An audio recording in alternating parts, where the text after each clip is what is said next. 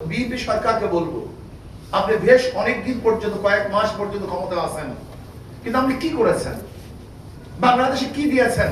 বাংলাদেশের জনগণের জন্য আপনি কি উপহার দিয়েছেন? হ্যাঁ, দিয়েছেন। আপনি বারবার বিদ্যুতের দাম বৃদ্ধি করেছেন, আপনি গ্যাসের দাম বৃদ্ধি করেছেন।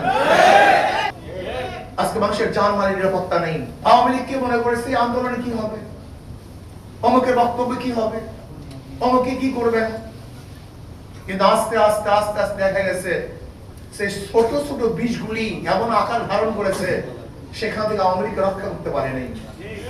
আজকে বিএনপি সরকারকে আমরা বলবো যে আপনি ট্রান্সজেন্ডার বাস্তবায়ন করবেন, সমকামিতা বাস্তবায়ন করবেন, এক মন্দিরের মধ্যে সমকামী বিবাহ হবে, এই বাংলাদেশের সংস্কৃতি নষ্ট করবেন, ইসলাম ও আকীদার যে ব্যাপারগুলি আছে তার বিরুদ্ধে আপনি অবস্থান করবেন, আর বাংলাদেশের তৌহিদি জনতা চুপ থাকবে, নীরব থাকবে।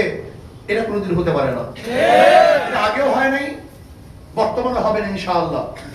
আওয়ামী লীগ সরকারকে বলবো, বিএনপি সরকারকে বলবো, আপনি বেশ অনেকদিন পর্যন্ত কয়েক মাস পর্যন্ত ক্ষমতায় আছেন, কিন্তু আপনি কি করেছেন? বাংলাদেশে কি দিয়েছেন? বাংলাদেশের জনগণের জন্য আপনি কি উপহার দিয়েছেন? হ্যাঁ, দিয়েছেন।